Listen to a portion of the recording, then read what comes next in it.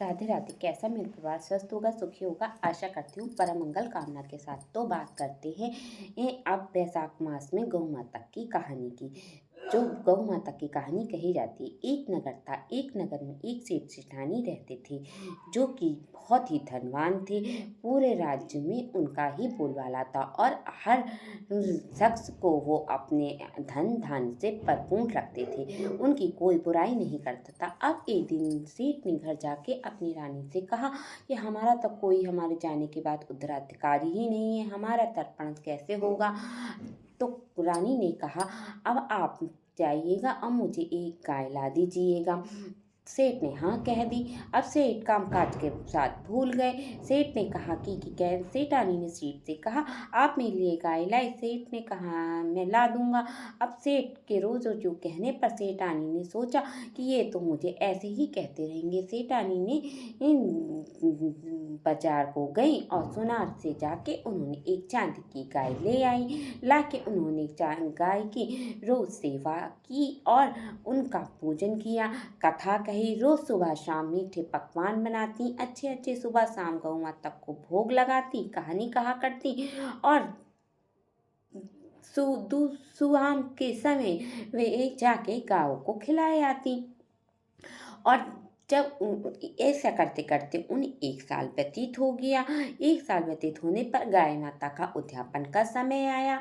उन्होंने राजा से कहा, सेठ से कहा कि सेठ जी तुम जाके पंडित जी से कह आना, मैं उद्यापन करूँगी और उन्हें बुला लाना। उन्होंने कहा ठीक है। उन्होंने जाके पंडित जी से कह दिया। पंडित जी ने हाँ कह दी। लेकिन पंडित जी ने सोचा मेरे तो खाने को खुद ही नहीं, मैं गाय को कहाँ से खिलाऊंगा। ये सोचकर पंडित जी सेठ के यहाँ नहीं गए। अब सेठानी ने खूब अच्छे अच्छे पकवान बनाए, सुबह से तैयारी की और दो बड़े बड़े कनस्तर मंगवाए, जिसमें गाय को दान करने के लिए दलिया भरवाया, एक में जल रखा और गुड़ मंगवाया और सोने चांदी के आभूषण रखे और वस्त्र भी बनवाए गौ माता के लिए। अब देखते देखते सेठानी को सुबह से शाम हो गई। पंडित जी तो आए नहीं। उन्होंने सेठानी ने सेठ जी से कहा कि आपने पंडित जी से कहा तो था कि आने के लिए, सुबह से शाम हो गई, पंडित जी तो आए नहीं। उन्होंने कहा सेठ जी ने मुझे तो बहुत अच्छे से याद है, मैंने पंडित जी से कहा था आने के लिए। पंडित जी ने कहा हाँ मैं आऊँगा।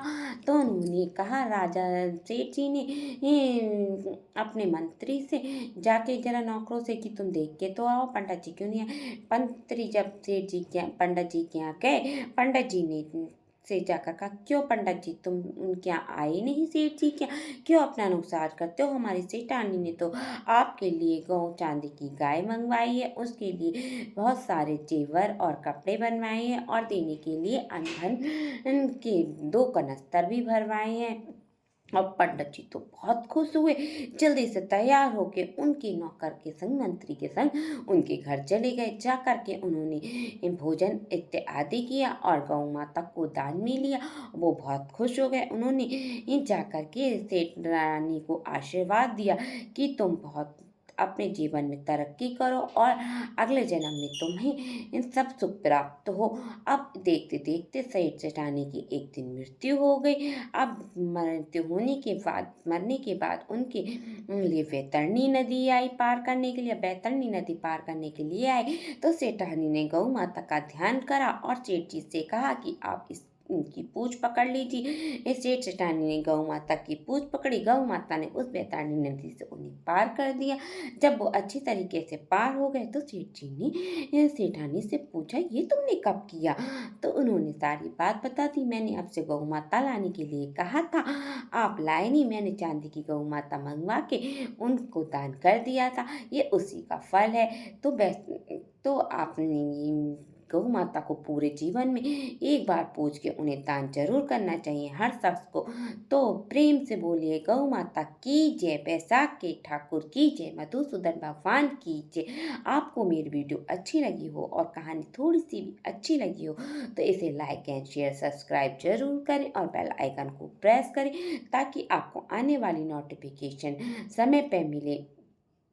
और इस वीडियो को शेयर और लाइक ज़रूर करें। ये भी एक पुण्य का काम है, ताकि लोगों को इसके बारे में पता चले और बैसाख के महीने में ये कहानी ज़रूर सुनी, ताकि आपको इसका फल मिले। तब तक के लिए राधे राधे। हर सांस के साथ बोलते रहे, क्योंकि जीवन है क्षणभंगुर, और हर सांस के साथ हमें भगवान का नाम जाप करते रहना चाहिए, क्योंकि कलयुग सिर्फ है नाम आधारा। हरे राम राम राम, हरे कृष्ण कृष्ण कृष्ण, हरे हरे, राधे राधे।